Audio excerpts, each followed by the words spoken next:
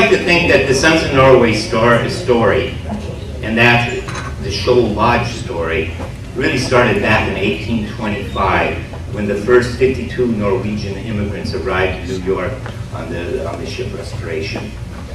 They were the beginning of some 800,000 Norwegians who followed them over the next 100 years. By 1870, Minneapolis became an active nucleus for these Norwegian immigrants who, like my grandparents' family, my grandfather's family, were lured here by stories of adventure or the possibility of owning some land of their own. Or they were like my grandmother, who when she came because there was no opportunity whatsoever for her in Norway. She came from a very poor family, and so it was economic reasons that they came. Well, in the 1800s, immigrants were generally barred from buying insurance. And on top of that, in 1893, there was a severe depression that hit the United States, which was the beginning of some economic disaster. Those were the conditions that brought 18 Norwegian immigrants together in Minneapolis, our founding fathers, to form the organization that we call Sons of Norway. They remembered a program that they heard about in Trondheim.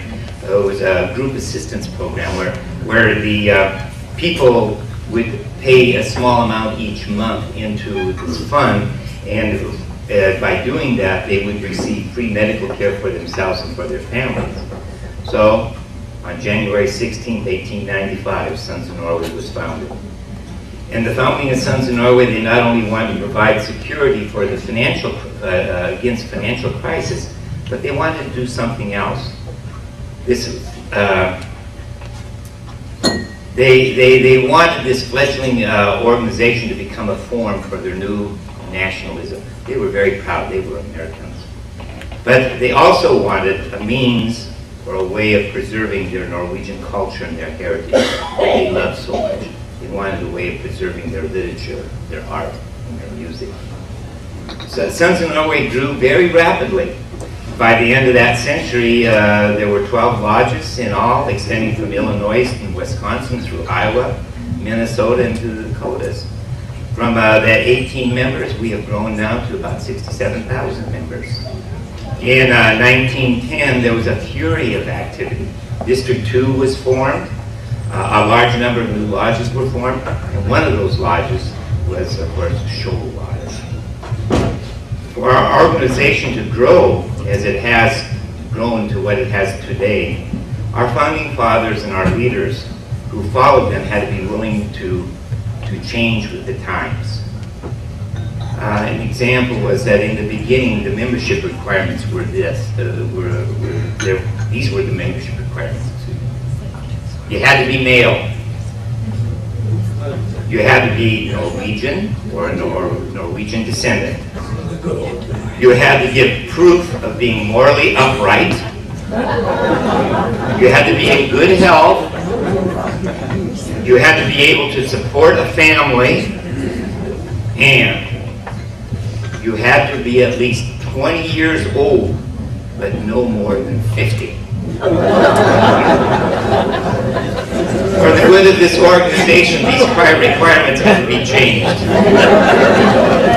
Women were allowed to join in 1912. Women had formed their own group, the Daughters of Norway, and many of these lodges merged with the Sons of Norway lodges, such as was the case with Skjold Lodge. The Daughters of Norway merged with the Skjold Lodge. Women were allowed to purchase insurance in 1918, and in 1920, the first woman was elected a delegate to go to a convention.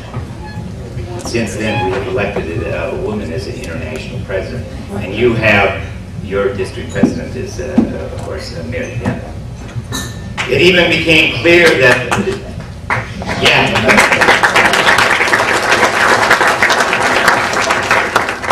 have a lot of respect for Mary. She's put up with me for 3 board meetings. And the very first board meeting that she was running, here sat the international president and the CEO of the organization, and she did a fantastic job. But anyway, it even came clear to Sons of Norway that Norwegian had to be given up as the official language, that English had to replace that. Sons in Norway will continue to make changes as we go on into the future. And we were making those changes to add to all of our wonderful benefits that we have because of our membership. Our cultural and heritage programs, the grants and the scholarships that are offered by our foundation, our excellent insurance and annuity products. We have often heard it said that Sons in Norway is one of the best kept secrets.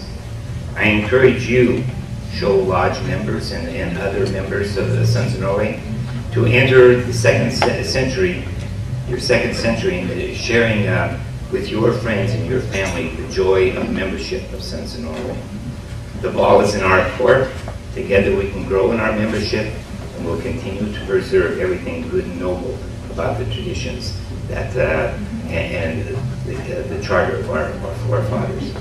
Again, I say gratulerer dagen to Skjold Lodge for 100 years, and I thank you for having me. It's been a great pleasure to be here. Thank you.